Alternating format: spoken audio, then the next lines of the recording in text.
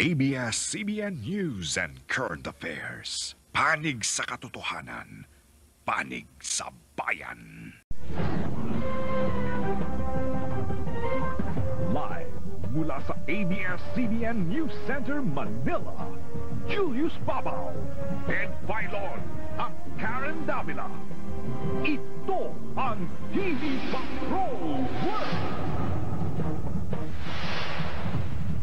Magandang gabi, Pilipinas! Kami ang mga patrol ng Pilipino. Nagbabalita at naglilingkod sa inyo saan man sa mundo.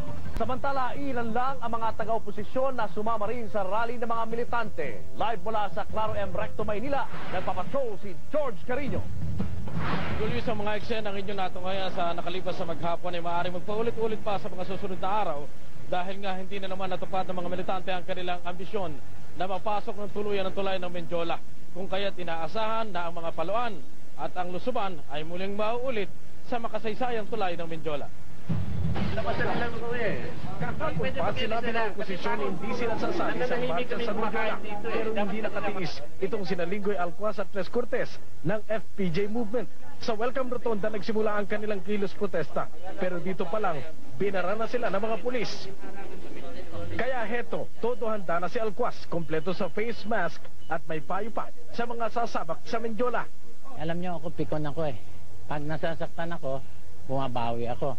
Di lalong lalaki. Kaya mas mabuti to take all the defensive measures para hindi po masaktan. Nagsanib din ang kanilang pwersa sa mas malaking grupo galing sa DAR. Ang kanilang target makaabot ng Menjola. Ano nga ba ang nasa tulay ng Menjola at naging sentro ng kanilang pakikibaka? Naghahanap talaga ang mamamayan ng daluyan ng kanilang mga karaingan. At traditionally sa kalye ginagawa yan. At traditionally sa Menjola ginagawa yan. Naging simbolo na raw ang Menjola ng lahat ng inagaw at pinagkait sa taong bayan. Pag pinayagan po natin sila na ipagpatuloy itong CPR, baka gigising na lang tayo isang araw.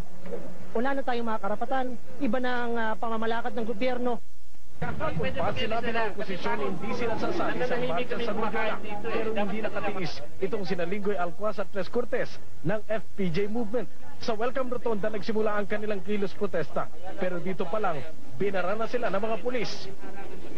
Kaya heto, todo handa na si Alcuaz, kompleto sa face mask at may payo pa sa mga sasabak sa Menjola. Alam niyo ako, pikon ako eh. Pag nasasaktan ako, bumabawi ako. Di lalong lalaki. Kaya mas mabuti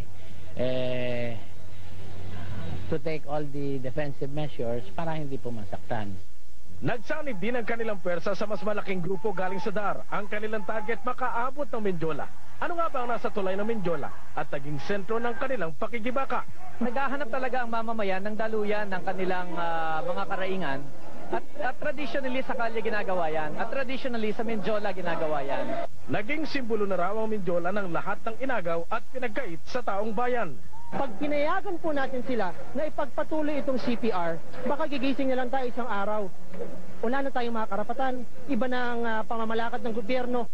Kahapon pa sinabi ng oposisyon hindi sila sasali sa marcha sa Menjola pero hindi nakatiis itong sina Linggoy Alcuaz at Tres Cortes